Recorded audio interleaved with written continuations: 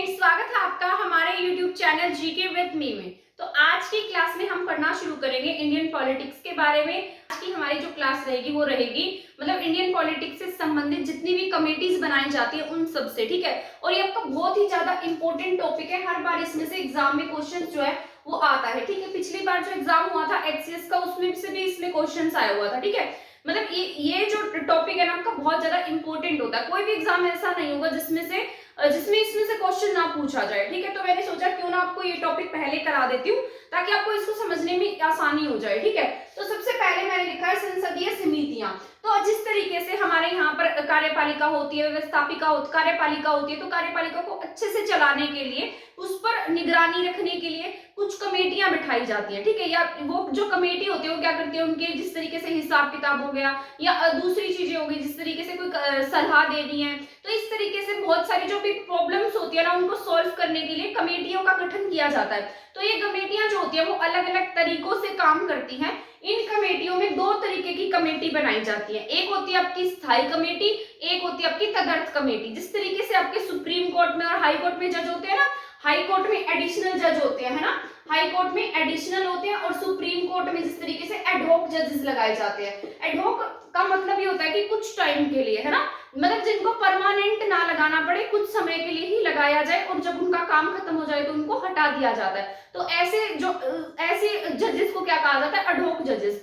तो उसी तरीके से ये कमेटी होती है जिन्हें हम क्या कहते हैं, एडहॉक कमेटी, जो आपके कुछ ही समय के लिए बनाई जाती है और जब इनका काम खत्म हो जाता है तब इनको समाप्त कर दिया जाता है। परंतु जो स्थायी कमेटी होती है ना ये परमानेंट होती है। जिस तरीके से इनका जो टाइम पीरियड होता है, जैसे किसी का 1 साल है, किसी का 3 साल है, किसी का 2 साल है, तो इस तरीके से जो इनका टाइम पीरियड होता है अपने टाइम पीरियड के अकॉर्डिंग ये बनकर रहती है और फिर बाद में इसको खत्म करके वापस से नई कमेटी बनाई जाती है और फिर वो काम करती है, ठीक है। इस तरीके से क्या होती है, स्थायी कमेटियां होती है जो परमानेंट रहती है, मतलब हर साल बनेगी ही बनेगी, या फिर जो उनका टाइम पीरियड होता है उसके अकॉर्डिंग बनती है। जिस तरीके से आपके यूपीएससी के चेयरमैन है, उनका टाइम पीरियड जो होता है, जब वो अपना टाइम पीरियड कंप्लीट कर लेते हैं, 6 साल का टाइम पीरियड पूरा कर लेते हैं, तब उनको हटाकर दूसरा चेयरमैन आ जाता है ना। उसी तरीके से ये कमेटियां होती हैं। कमेटी जिस तरीके से अब मान लो 5 साल का टाइम पीरियड है उसमें ये कमेटी बिठाई जाएगी। कोई भी कमेटी ले लीजिए, जिस तरीके से प्राक्कलन समिति है, कोपू है, एस्टिमेट कमेटी है, उन सब के बारे में मैं आपको यहाँ पर पढ़ाऊंगी। तो जिस तरीके से ये सभी कमेटियां होती है ना, इनका भी टाइम पीरियड होता है, अपने टाइम पीरियड को पूरा करने के बाद उसमें नए सदस्य आ जाते हैं। इस तरीके से कमेटियों का गठन किया जाता है। तो हमारे यहाँ पर दो तरीके की कमेटी है, एक स्थायी कमेटी यानी कि स्टैंडिंग कमेटी, एक है तदर्थ कमेटी। तदर्थ कमेटी वो होती है एडहॉक कमेटी, जो किसी चीज पर मतलब यानी कि सलाह देने के लिए बनाई जाए या फिर किसी भी जांच के लिए बैठाई जाए, आपको कोई संदेह हो तो उसके लिए क्या करी जाए, जांच की जाती है। जांच तो पूरे के पूरे साल नहीं चलेगी, पूरे मतलब जिस तरीके से 5 साल लोकसभा का कार्यकाल होता है उस तरीके से तो 5 साल ये जांच तो नहीं चलेगी ना। जांच तो तब तक रहेगी जब तक कि वो जो प्रॉब्लम है वो सॉल्व नहीं हो जाती है। तो इस तरीके से एडहॉक कमेटी में जांच समितियां बिठाई जाती है, सलाहकारी समितियां बिठाई जाती हैं, ठीक है। और इसमें जो स्थायी कमेटी होती है, स्टैंडिंग कमेटी है, इसमें दो तरीके की कमेटियां आती है, एक वित्तीय समितियां होती है और एक अन्य स्थायी समिति होती है। वित्तीय समितियां वो होती है जिसमें जो सरकार है उनके खर्चों पर नजर रखी जाती है, जो सरकारी कंपनियां हैं उनके खर्चों पर नजर रखी जाती है ना। तो इस तरीके से वित्तीय समिति काम करती है। अन्य तो इनके बारे में हम कंप्लीट पढ़ लेते हैं। मैं यहाँ पर सभी समितियों को एक बार लिख देती हूँ ताकि उसमें से आपका कोई पॉइंट रह ना जाए और आपको अच्छे से वो समझ में भी आ जाए। वैसे मैं बता देती हूँ आपके यहाँ पर मतलब जो वित्तीय समितियां होती है ना, वित्तीय समितियों में प्राक्कलन समिति होती है, एक होती है आपके कोपू सार्वजनिक वाली और एक होती है एस्टिमेट कमेटी, ठीक है। तो इस तरीके की कमेटी किसमें आती है, वित्तीय समितियों में आती है, जो क्या करती है, सरकार के खर्चों पर नजर रखेंगी, सरकारी कंपनियों के खर्चों पर नजर रखती है। इसमें कुछ नेता विपक्ष के होते हैं, है ना, विपक्ष के लोगों को इसमें ऐड किया जाता है। एक मेंबर जो होता है विपक्ष का वो इसका मतलब अध्यक्ष बनता है। तो इस तरीके से अलग अलग कमेटियां मैं यहाँ लिख देती हूँ ताकि आपको दो कमेटी लिख दी है। पहले हम इन दोनों को साथ साथ पढ़ लेंगे, जो हमारी बाद में रह जाएंगे उनको फिर पढ़ लेते हैं, ठीक है। तो सबसे पहले मैंने लिखा है लोक लेखा समिति। इसका पूरा नाम क्या है, पब्लिक अकाउंट कमेटी, ठीक है। इंग्लिश में हम इसे कहते हैं पब्लिक अकाउंट कमेटी और हिंदी में इसको कहा जाता है लोक लेखा समिति। लेखा मतलब आपको पता लग रहा होगा, लेखा किसको कहते हैं, जो अकाउंट होता है ना, मतलब अकाउंट में क्या आएगा, फिर पैसा आएगा, जो पैसे की देखरेख करे यानी कि पैसे की रिपोर्ट प्रस्तुत करे या उस रिपोर्ट की जांच करे, तो ये क्या होती है, लोक लेखा समिति होती है। इसका नाम क्या है, पब्लिक अकाउंट कमेटी। कमेटी, ठीक है। तो पब्लिक अकाउंट कमेटी से कहा गया है, ये कब पास की गई थी? सबसे पहले जो इसकी शुरुआत है वो कब की गई? भारत सरकार अधिनियम 1919 के तहत इसका गठन किया गया था। और 1919 में मतलब मॉन्टेग्यू चेम्सफोर्ड सुधार भी आया था, है ना, जो हिस्ट्री में हम पढ़ते हैं। इसके बारे में भी आपको बता दूंगी पूरा कंप्लीट कौन सा मतलब अधिनियम कब पारित हुआ, या फिर जिस तरीके से लिखा है ये कैसे बनी। भारत सरकार अधिनियम 1919 के तहत इसका गठन किया गया था। 1919 में एक चार्टर एक्ट भी आया था जिसे नाम दिया गया था मॉन्टेग्यू चेम्सफोर्ड। क्या नाम दिया गया? मॉन्टेग्यू चेम्सफोर्ड सुधार, है ना, चेम्सफोर्ड। इसमें से मॉन्टेग्यू सचिव था और चेम्सफोर्ड वायसरॉय था।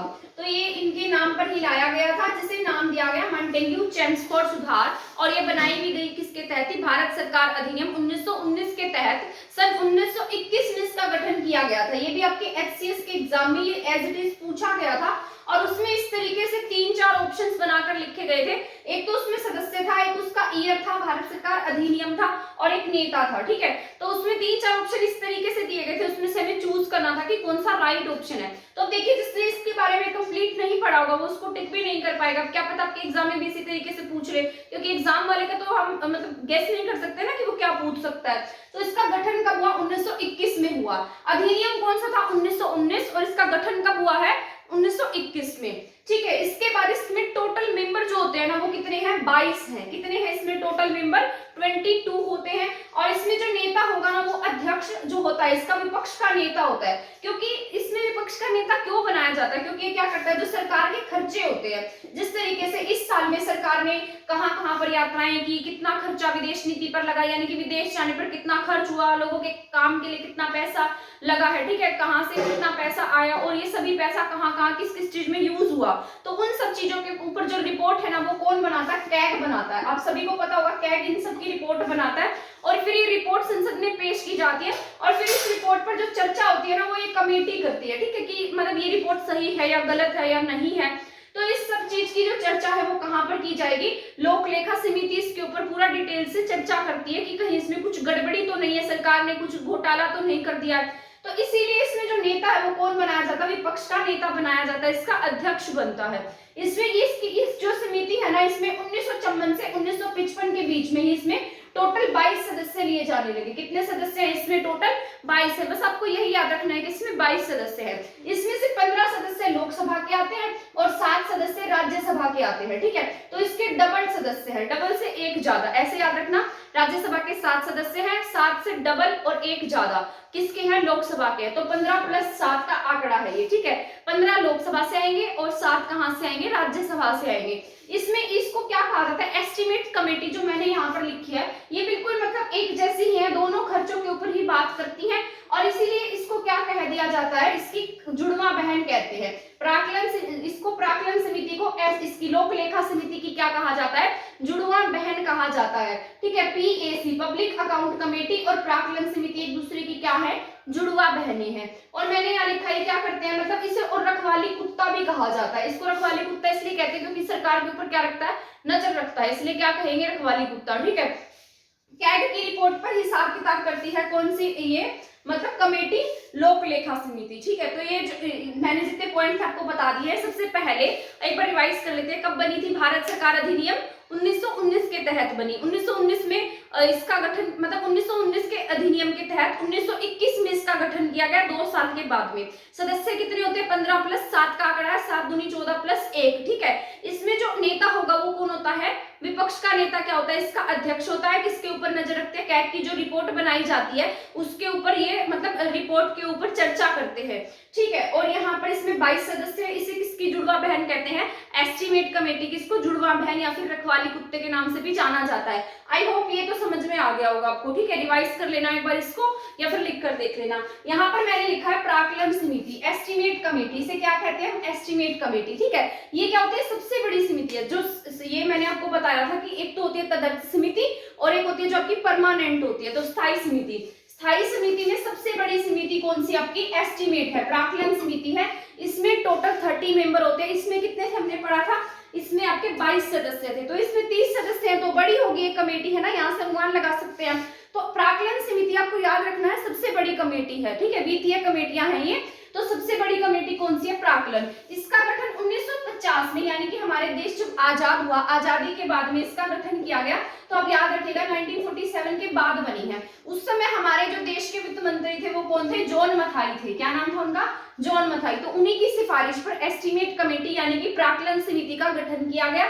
इसमें पहले 25 सदस्य थे, लेकिन आज इसमें टोटल सदस्य कितने हैं? 30 है। और ये इसकी खास बात ये है कि इसमें जो 30 के 30 सदस्य है ना, वो कहाँ से लिए जाते हैं? लोकसभा से लिए जाते हैं। किससे हैं ये 30 सदस्य? लोकसभा से। इसमें राज्यसभा का एक भी सदस्य नहीं होता। अब आप पूछेंगे कि इसमें राज्यसभा को क्यों ऐड नहीं किया गया?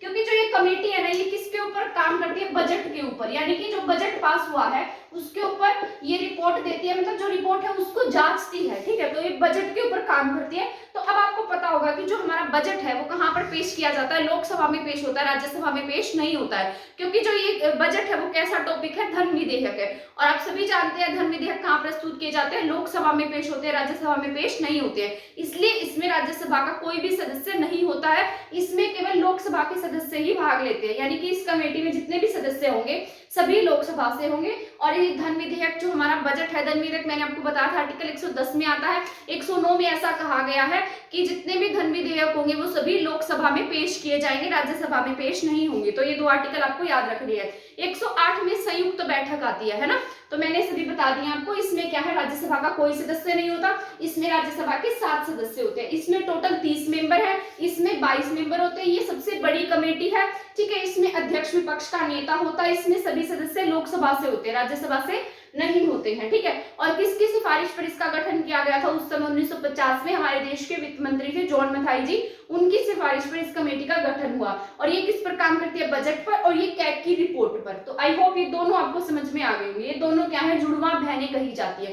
तो ये कौन सी थी आपकी? Public account committee. ये कौन सी आपकी? एस्टीमेट कमेटी है। आई होप ये दोनों समझ में आ गए होंगे आपको। अगर किसी को इसका स्क्रीनशॉट लेना है तो स्क्रीनशॉट भी ले सकता है। इसके बाद में और हमारी जो भी मेन कमेटी है उनके बारे में लिख देती हूँ ताकि वो आपको समझ में आ जाए। इसके बाद मैंने लिखा है सार्वजनिक उपक्रम की समिति। इसको हम कोपू के नाम से भी जानते हैं।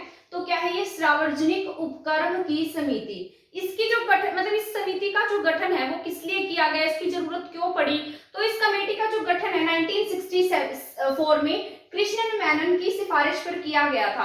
कब किया गया? 1964 में। किसकी सिफारिश पर हुआ? कृष्ण मेनन की। और ये बनाई क्यों गई थी? मतलब जब ये कमेटी का गठन किया गया, इसको क्या जरूरत पड़ी है, क्या काम करती है? जिस तरीके से हमारे यहाँ पर बहुत सारी कंपनियां होती है जो सरकारी कंपनी है ना, उसके ऊपर मतलब जो क्या करेंगी, लेखा जोखा तो उनका भी होगा, वो भी अकाउंट बनाएंगी, पैसे का काम करेंगी। तो उनके ऊपर निगरानी रखने के लिए या जो भी रिपोर्ट उन्होंने प्रस्तुत की है तो उस रिपोर्ट की जांच करने के लिए इन कमेटियों का गठन किया जाता है कि कहीं इन कमेटियों ने कुछ गड़बड़ तो नहीं कर दी है। तो इसमें 51% शेयर जो होता है वो गवर्नमेंट का होता है। तभी एक ऐसी कमेटियां होती हैं, मतलब गवर्नमेंट कमेटी होती है। ठीक है, यानी कि सरकारी कंपनियां होती हैं जिसके ऊपर जो सरकार है वो निगरानी रखती है कि कहीं कंपनी ने कुछ गड़बड़ तो नहीं कर दी है। तो इस तरीके से इसकी जांच करने के लिए इस कमेटी का गठन किया गया था। इसमें टोटल 15 सदस्य होते हैं। कितने सदस्य हैं इसमें? सार्वजनिक उपक्रम की कमेटी में 15 सदस्य होते हैं। ठीक है, पहले 15 थे, सॉरी, शुरुआत में जब ये बनाई गई थी तब इसमें 15 सदस्य थे। इसमें से 10 लोकसभा से आते थे और 5 राज्यसभा से आते थे। लेकिन आज 1974 में इसमें चेंज किया गया। बनी कब थी? 1964 में। 10 साल के बाद में इसमें 22 सदस्य कर दिए गए। कितने हैं? 22 हैं। और मैंने आपको सबसे पहले वाली जो कमेटी बताई थी उसमें भी कितने सदस्य थे? 22 सदस्य थे, है ना। एक एस्टीमेट कमेटी थी और एक वो पब्लिक अकाउंट कमेटी थी। तो पब्लिक अकाउंट कमेटी में 22 सदस्य थे। उसी तरीके से सार्वजनिक उपक्रम की समिति में भी 22 सदस्य है। 15 इसमें से लोकसभा से लिए जाते हैं और 7 इसमें राज्यसभा से लेते हैं। इसका जो अध्यक्ष बनाया जाता है वो किसकी सिफारिश पर बनता है? हमारे लोकसभा का जो अध्यक्ष होता है ना, लोकसभा के जो स्पीकर होते हैं वो जिसे भी कह देंगे वही इस कमेटी का क्या बन जाता है? अध्यक्ष बन जाता है ना। और वहां पर क्या था? विपक्ष का नेता क्या बनता था? उसका अध्यक्ष था। किसका? पब्लिक अकाउंट कमेटी का। क्योंकि उसमें सरकार के खर्चों पर निगरानी रखनी थी, यहाँ पर कंपनी के खर्चों पर निगरानी रखनी है। तो कंपनी के खर्चों पर निगरानी रखने के लिए जिसे लोकसभा का सभापति, मतलब लोकसभा के स्पीकर चाहेंगे, उसे ही क्या बना दिया जाएगा? इसका अध्यक्ष बनाया जाएगा। ये काम क्या करती है? अब ये मैंने लिखा है, सरकारी कंपनी के लेखे जो झोंके होते हैं उनकी जांच करती है, यानी कि कैग की रिपोर्ट की जांच करती है, क्योंकि कैग ही क्या करेगा? उनकी रिपोर्ट बनाएगा। ठीक है, तो आई होप ये समझ में आ गया होगा आपको। इसके बाद हम पढ़ लेते हैं जो अस्थायी समितियां थी। तदर्थ कमेटी थी, ये स्थायी थी और ये कैसी है, तदर्थ है। तदर्थ में दो कमेटी मेन आती है आपकी, जिसे हम किसके नाम से जानते हैं, परवर समिति और संयुक्त परवर समिति के नाम से, ठीक है।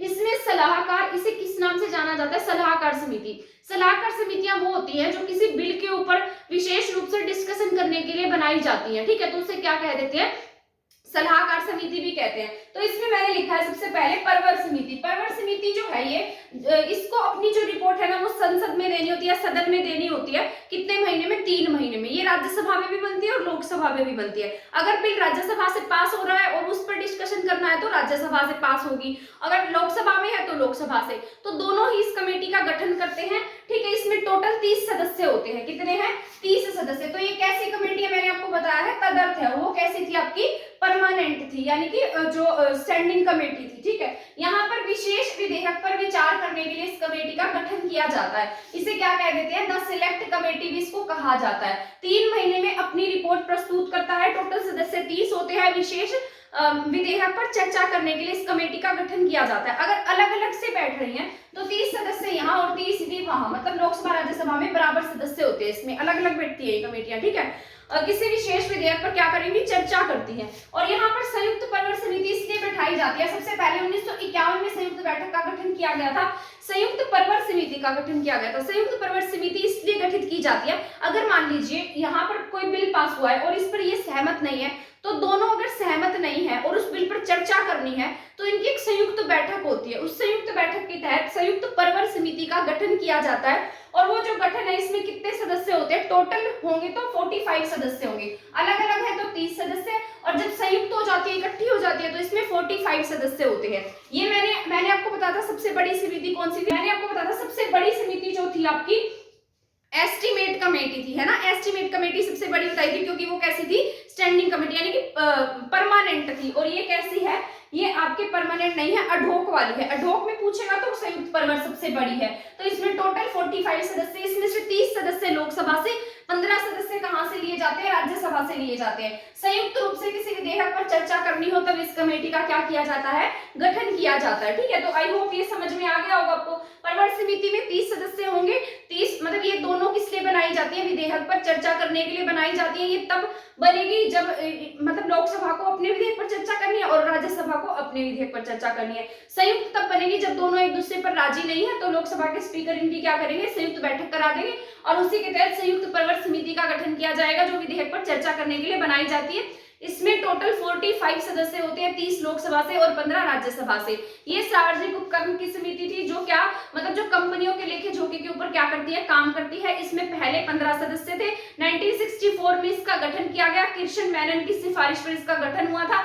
10 साल के बाद में इसके सदस्यों की संख्या बढ़ा दी गई और इसमें आज कितने सदस्य आते हैं, 22 सदस्य हैं। 15 कहां से हैं, लोकसभा से, 7 कहां से हैं, राज्यसभा से हैं, ठीक है। ये क्या करती है, इसके लेखे जोखे के ऊपर काम करती है। इसका जो अध्यक्ष है वो लोकसभा के कहे अनुसार बनाया जाता है, ठीक है। तो आई होप आपको ये सभी कमेटी जो मैंने बताई है वो समझ में आ गई होंगी। इन्हीं में से एग्जाम में से क्वेश्चन पूछे जाते हैं और मतलब फालतू की जो बातें हैं वो नहीं पूछता है, ठीक है। ये क्योंकि एग्जाम के पॉइंट ऑफ व्यू से जरूरी है और बहुत बार पूछा भी गया है, इसलिए मैंने इसको आपके सामने एक्सप्लेन कर दिया है। आई होप आपको ये मेरी क्लास पसंद आई होगी। इससे नेक्स्ट क्लास में मैं आपको कराऊंगी इकोनॉमिक्स से संबंधित जितनी भी हमारी कमेटियां थी उन सब के बारे में, ठीक है। तो अगर आप हमारी क्लास देखना चाहते हैं तो हमारे चैनल के साथ बने रहिए और हमारे चैनल को सब्सक्राइब करना और हमारी वीडियो को शेयर करना ना भूलें। थैंक यू, धन्यवाद।